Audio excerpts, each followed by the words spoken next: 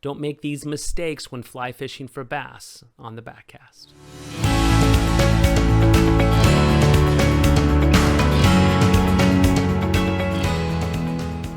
Guide Ryan Williams, who owns North Valley Fly Fishing, was giving me a lot of tips, a lot of advice when he took me out on Lake Oroville recently.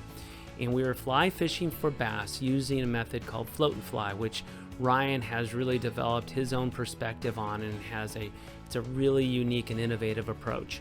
And he was talking about some of the mistakes that people make when they're using that method. Here's another common mistake that people will make in their first cast with the rig. When they're getting set up, they'll cast out there, and then they'll immediately start to pull that line in. And when you pull the line in, that's just getting it tight, and it takes longer for the fly to sink down when it's tight. And so they'll be stripping the line and saying, why isn't the bobber sticking upright? You got to stop stripping that line in right here. It's not a streamer. Keep a little bit of slack out there. If there's a crazy excessive amount of slack, then yeah, you strip up a little bit of line.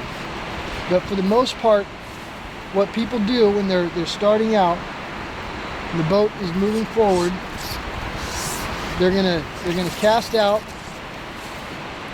and they're gonna make the mistake by stripping the line in.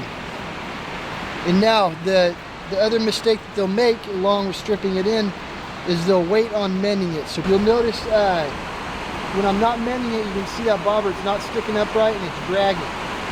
And what people will do to try to get that loop out, instead of mending it, they'll just keep stripping it in.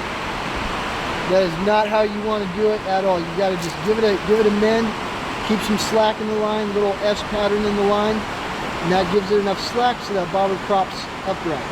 Hopefully you got some good information out of that from Ryan Williams. He owns North Valley Fly Fishing. He guides up on the lakes in Northern California, and primarily for most of the time he focuses on bass fishing, fly fishing using his float and fly method for bass and other warm water species. And then in the fall he also guides on the Feather River for a couple of months. So let us know if you want to get in contact with Ryan. It was a great time out there on the water with him, and I learned a ton. So if you want to also get in touch with Ryan and sign him up as a guide, let us know. Shoot us a call, text, email, and we'll get you hooked up. And we'll see you next time on the Backcast.